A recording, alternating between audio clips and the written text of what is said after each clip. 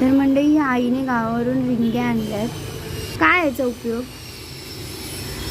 कपडे धुतात, केस धुतात, साबणासारखं. साबण होतात. केस हां. काय होतात? पहिल्यातली लोक हे वापरायचे साबण म्हणून केस धुवायला आणि कपडे धुवायला ना.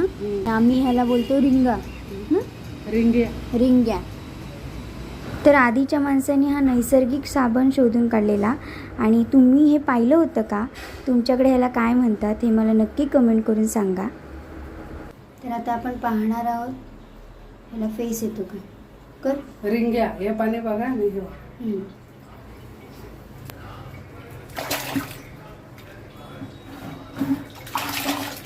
ह्याला साबणासारखा फेस येतो.